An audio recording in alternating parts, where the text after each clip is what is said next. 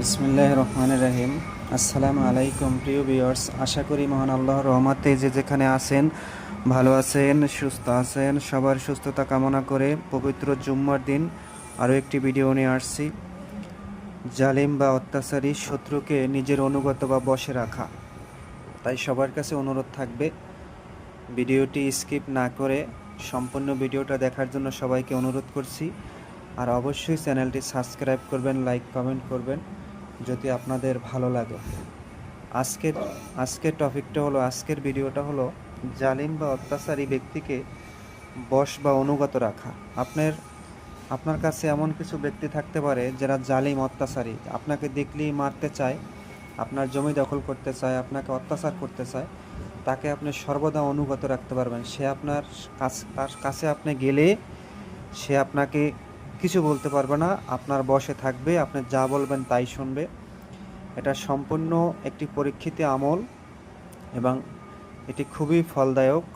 এটা আপনারা পরীক্ষা করে দেখবেন, দেখে আমাকে কমেন্টে জানাবেন।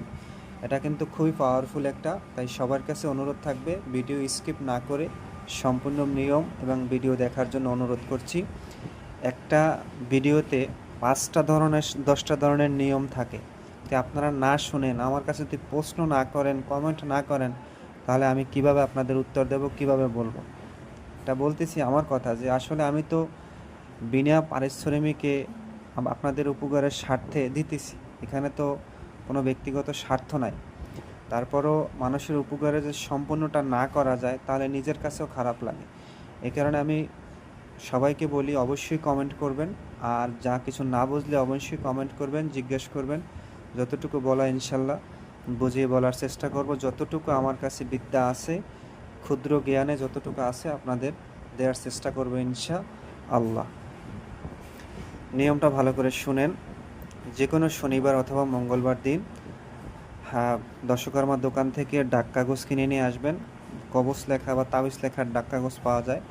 আর মেশকো জাফরান কালি আর একটা গোলাপ জল নিয়ে আসবেন। মেশকো জাফরান কালি গোলাপ জলের পানি দিয়ে গুলিয়ে যে কোনো কলম দিয়ে এই নকশাটা ওই লাল কাগজে অঙ্কন করবেন। অঙ্কন করে আপনি যদি পুরুষ হন, আপনার নাম, আপনার বাবার নাম এবং গোত্র দিয়ে দিবেন। দিয়ে আপনার ডান বাহুতে মাদুলিতে ভরে, রূপার মাদুলিতে ভরে ডান বাহুতে ব্যবহার করবেন। ওই শত্রু জালিমের কাছে আপনি যখন যাবেন, ওই জালিম শত্রু আপনাকে কিছু করতে পারবে না, আপনার অনুগত থাকবে। যে কোনো শত্রু, আপনি যে কোনো জায়গায় যান, এটা যদি ব্যবহার করেন আল্লাহর রহমতে। অনেকে তাবিজ কবজ বিশ্বাস করে না, কিন্তু আল্লাহর কোরআন যেটা